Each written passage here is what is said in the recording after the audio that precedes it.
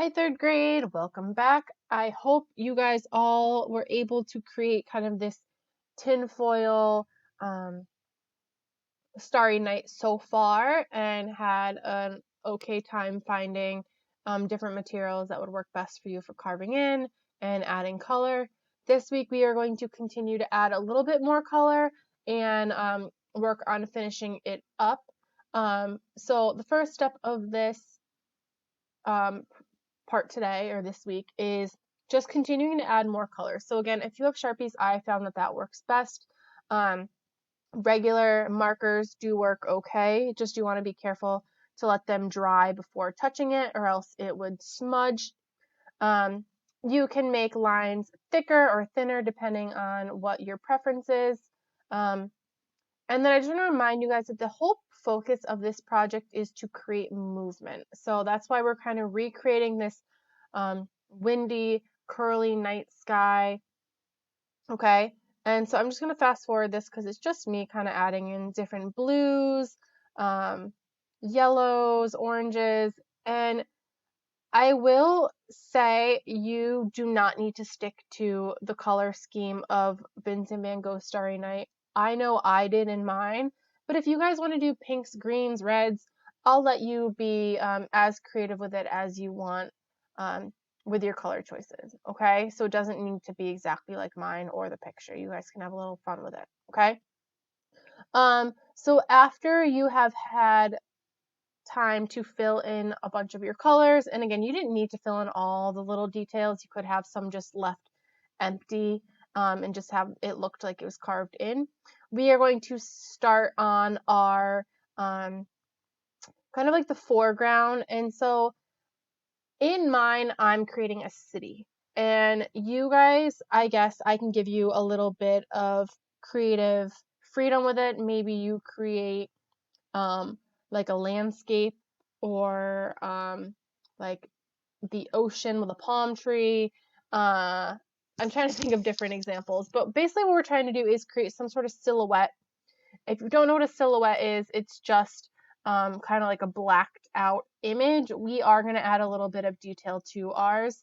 Um, but so let me explain what it is that we're doing, and then you can decide kind of what you want to create. I'm hoping everyone has black paper at home. I know that that's not necessarily something that you would maybe have at home. So you can get creative with what you use. Maybe it's another color of construction paper. That's fine. Maybe it's newspaper. That would be a cool idea. Um, maybe it's um, pages from an old book that someone doesn't mind if you rip a page out. Maybe it's a piece of magazine.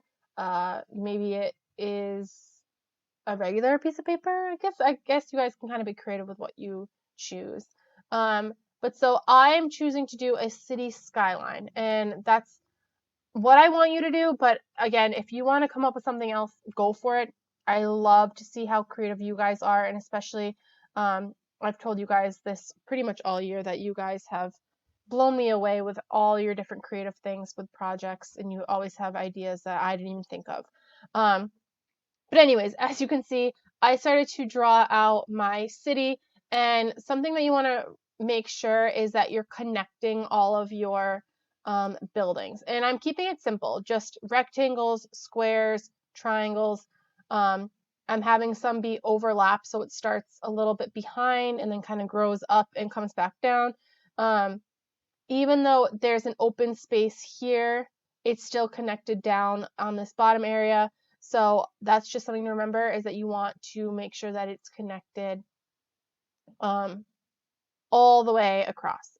And then um, you are going to take a white crayon and you are going to outline kind of what you just drew. You can decide if you want to um, do a white line on all of your little buildings. I had made this in my classroom, but then at home I made another cityscape and I didn't actually draw in the white lines. I just drew in the different like windows, doors, and try to keep it simple for yourself. I mean, you can be as elaborate with it as you want. I just did like little um, marks, dashes, for windows. Some of them are just squares, some of them are lines. Um, you can be really creative with it. Maybe you do like a really big tower. Maybe you do like the Eiffel Tower. Maybe you make a bridge. Um, and that's if you want to do like a city skyline.